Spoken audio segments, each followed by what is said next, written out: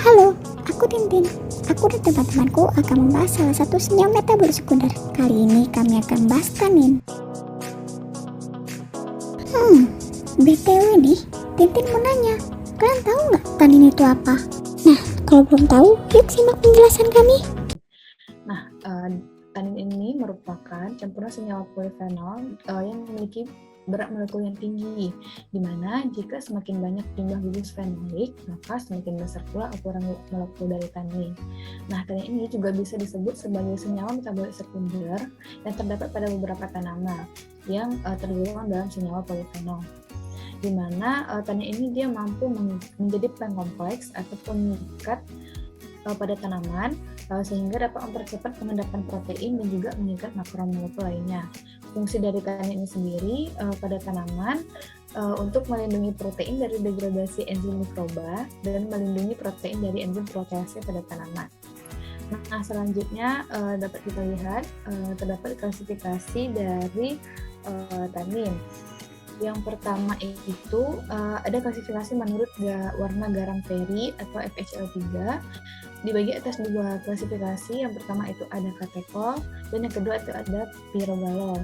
Nah, kalau katekol itu merupakan identifikasi dari tanin ketika hasilnya itu menunjukkan warna hijau dan juga di mana taninnya ini memiliki gugus fenol berjumlah 2. Sedangkan pirogalol ketika diidentifikasi dengan garam Feri itu menghasilkan warna biru dan memiliki 3 gugus fenol.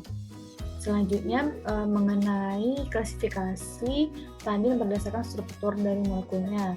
Yang pertama itu ada tanin terhidrolisis, di mana tanin terhidrolisis ini memiliki struktur polieter yang mudah dihidrolisis.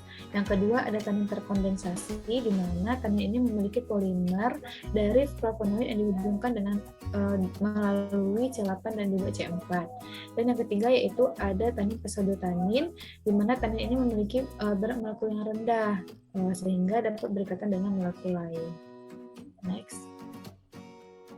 Nah, berikut klasifikasi tanin berdasarkan struktur yang sudah saya sebutkan tadi. Pada slide itu kita bisa melihat struktur-struktur dari tanin itu sendiri berbeda. Lanjut.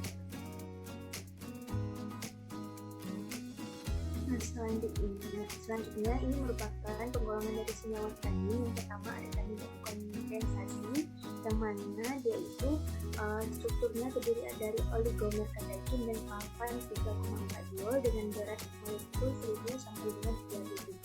Kemudian ada tanin terhidrolisis, yang mana ini terbagi menjadi 2, yaitu ada galutanin dan L-glutamine. Galutanin ini sendiri merupakan ester asam galat dan glukosa yang memiliki berat molekul sebesar 1000 sampai 1500. Sedangkan L-glutamin ini merupakan ester asam ekstrahidrosidigenat dan glukosa yang memiliki berat molekul sebesar 1000 sampai 3000.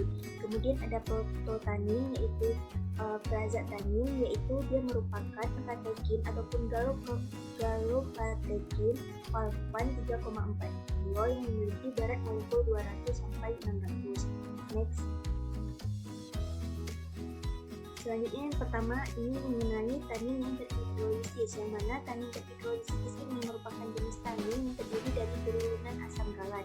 Jadi tanin ini dia berikatan dengan karbohidrat yang dapat membentuk jembatan garam, maka dapat dihidrolisis dengan menggunakan asam sulfat, mineral panas maupun asam klorida.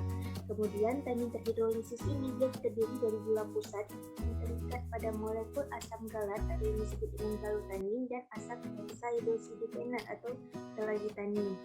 Tanin terhidrolisis ini sendiri dia bersifat amorf, higroskopis, dapat berwarna coklat dan kuning yang larut dalam air dan membentuk larutan yang koloid.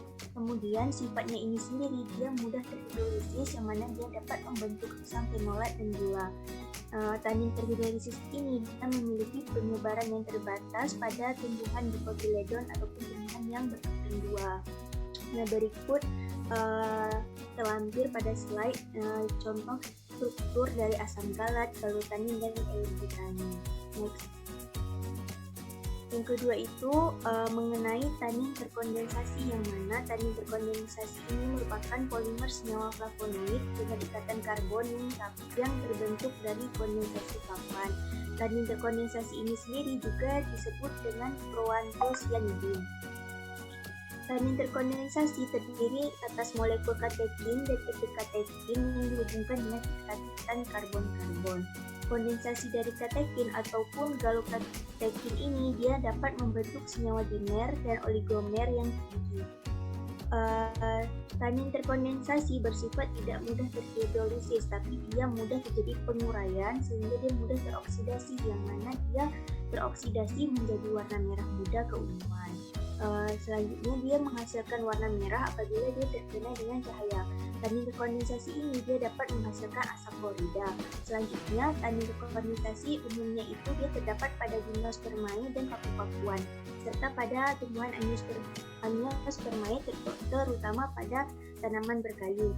Selanjutnya tanin terkondensasi ini dia pada tanaman lebih banyak pada tanaman karena tanin terhidrolisis dia bersifat lebih toksik, sehingga tanin terkondensasi ini yang lebih banyak mengandung di tumbuhan.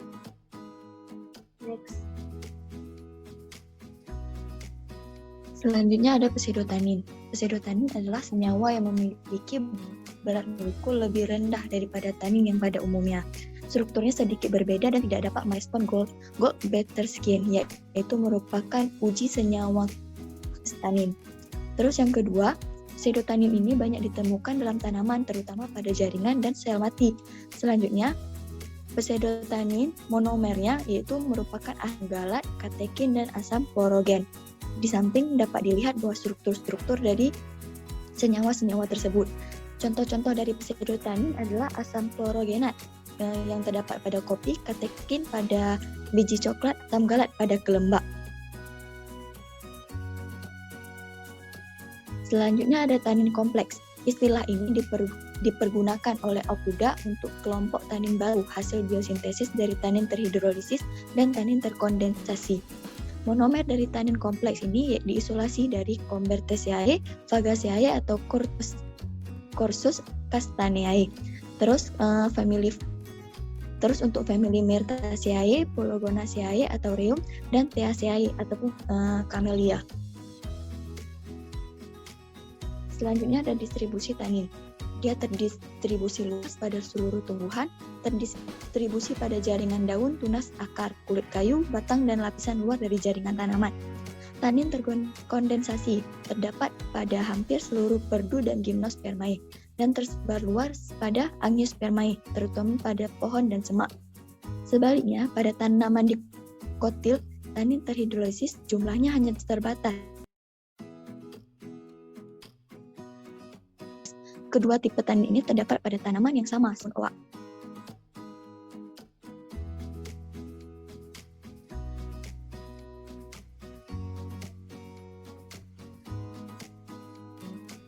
Selanjutnya ialah sifat dan identifikasi dari senyawa tanin.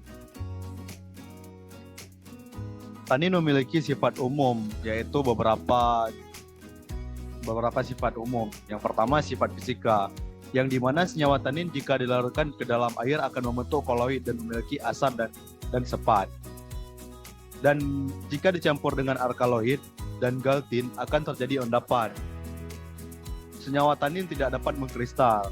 Senyawa tanin mengendap protein dari larutannya dan bersenyawa dengan protein tersebut sehingga tidak dipengaruhi oleh enzim proteolitik. Selanjutnya ialah sifat kimia dari senyawa tanin. Senyawa tanin merupakan senyawa kompleks dalam bentuk campuran polifenol yang sukar dipisahkan sehingga sukar mengkristal. Senyawa tanin dapat diidentifikasi dengan kromatografi, dan senyawa fenol dari tanin mempunyai aksi adrigenesia, antiseptik, dan pemberi warna. Selanjutnya, sifat tanin sebagai penghelat logam.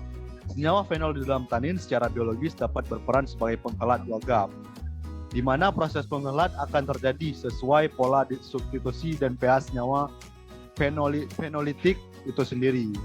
Karena itulah tanin terhidrolisis memiliki potensial untuk menjadi penghelat logam.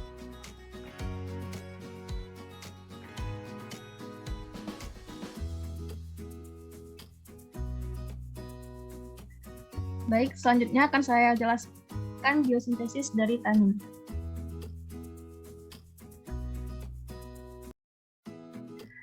Nah, biosintesis dari tanin ini secara umum itu biosintesis asam galat dengan prekursor fenolpropanoid. Dari gambar ini terdapat ada fenilalamin yang akan menjadi asam sinamat, lalu akan menjadi asam T-fumarat, dan asam kafein ini akan menjadi asam 3,4,5 trihidroksisinamat dan juga akan menjadi asam galat, yang mana akan di biosintesis. Contoh dari biosintesis ini yaitu asam galat yang merupakan hasil hidrolisa tanin. Yang kedua itu ada jalur asam siklimat melalui asam 5D hidroksisiklimat. Dari gambar yang di bawah ini ada yang sebelah kiri itu di mana ada asam siklimat itu dia itu akan menghasilkan 5 asam dehidrosiklimat, lalu akan menjadi asam galak. Lalu yang ketiga ini ada dengan prekursor senyawa fenolpropanoid atau rusticina, dan juga katekin dibentuk dari 3 molekul yaitu asam asetat, asam sinamat, dan juga asam katekin. Dari gambar yang di bawah tuh yang sebelah kanan itu ada dari 3 molekul tuh yaitu 3 asetat dan tambah dengan asam sinamat itu maka akan menghasilkan katekin. Nah, dari tanin yang terhidrolisiskan ini terutama dari 2 kelas, yang paling sederhana adalah depsida galoil glukosa.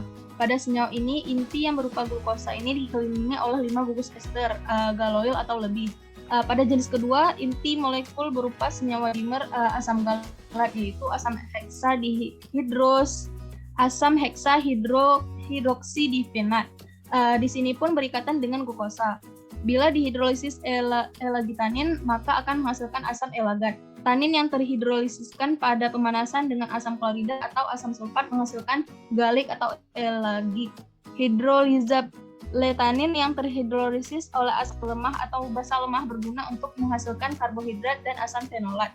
Contoh galotanin adalah ester asam galik glukosa dan asam tanik yang dapat ditemukan dalam daun dan kulit berbagai jenis tumbuhan.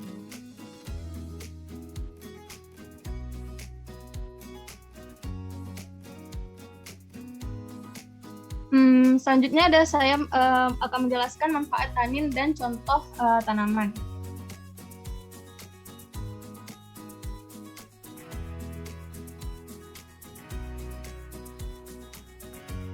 Manfaat tanin itu sendiri yang pertama ada asam tanat dengan garam besi yang selalu digunakan dalam pembuatan tinta. Baik itu tinta pada pulpen atau tinta yang digunakan pada sehari-hari. Yang kedua itu ada digunakan untuk penyamakan, yaitu membuat kulit dari kulit sapi, kambing, domba, atau kerbau. Yang ketiga digunakan sebagai bantuan farmasi karena tindakan astringen dan antiseptiknya. Yang keempat itu digunakan sebagai mordan dalam pewarnaan. Yang kelima digunakan untuk mengukur kertas dan sutra. Yang keenam digunakan untuk mencetak kain. Yang ketujuh digunakan untuk aplikasi pada pembuatan tanduk imitasi dan kulit kura-kura ketika dicampur dengan gelatin atau gelatin dan albumin. Yang kedelapan itu digunakan untuk memperjelas bir dan anggur, lalu ada digunakan sebagai koagulan dalam pembuatan karet, dan digunakan dalam produksi asam galat dan pirogalol yang skala besar. Juga digunakan sebagai reagen dalam kimia analitik.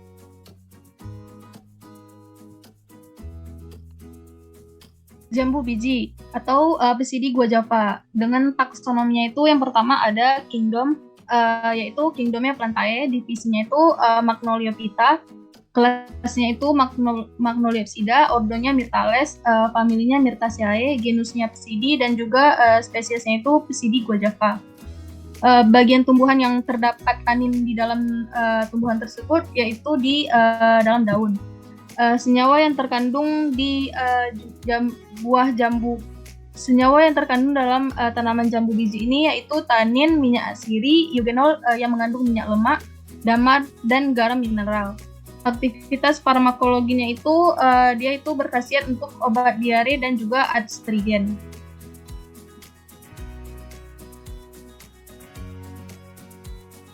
Selanjutnya ada ciprukan atau Physalis angulata. Dengan taksonomi yang pertama ada kingdom berupa Plantae, kemudian ada divisi Magnelophyta, kelasnya Magnelopsida, terus ada ordo Solanales, terus ada famili Solanaceae, genusnya Physalis, dan spesiesnya Physalis angulata.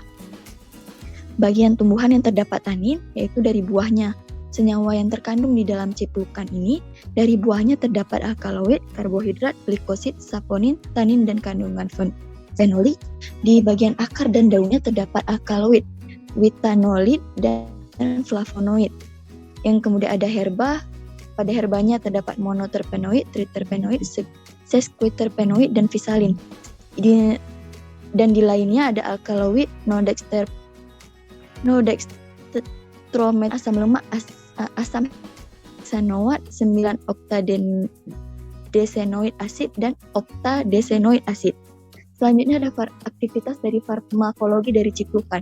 Ia memberikan efek antidiabetik dengan menghambat enzim alpha amilase dan alpha glukosidase. Selanjutnya ada biji pinang atau Areca catechu. Dengan taksonomi, kingdomnya berupa Plantae, divisinya Magnelophyta, kelasnya Liliopsida, ordonya Arecales, familinya Arecaceae, genusnya Arecaceae, spesiesnya Areca catechu. Bagian tumbuhan yang memiliki tanin yaitu berupa biji, senyawa yang terkandung dalam pinang, tanin 15%, 0,25% alkaloid, dan flavonoid. Aktivitas farmakologi dari biji pinang yaitu antihelmintik, khususnya cacing pita, antidiare, dan antibakteri. Pegagan atau nama latinnya ialah Centella asiatica yang memiliki genus Centella, spesies Centella asiatica. Bagian tumbuhan dari pegagan yang memiliki tanin ialah daunnya. Senyawa yang terkandung dalam pegagan yaitu tanin, triterpenoid, saponin, flavonoid, karbohidrat, kalium, natrium, magnesium, kalsium, besi, fosfor, minyak atsiri, pektin, asam amino, dan vitamin B. Aktivitas farmakologi dari pegagan sendiri, pegagan dapat membantu meringankan insomnia, mempercepat proses penyembuhan luka dan bekas luka, membantu meredakan nyeri sendi, mengobati dan mencegah jerawat, dan juga membantu mengobati penyakit Alzheimer. Sirih merah atau Piper caudatum yang memiliki taksonomi yaitu genus Piper, spesies Piper caudatum. Bagian tumbuhan dari sirih merah yang terdapat tanin ialah daun. Senyawa yang terkandung yaitu flavonoid, alkaloid, dan tanin. Aktivitas farmakologinya menurunkan kadar gula darah.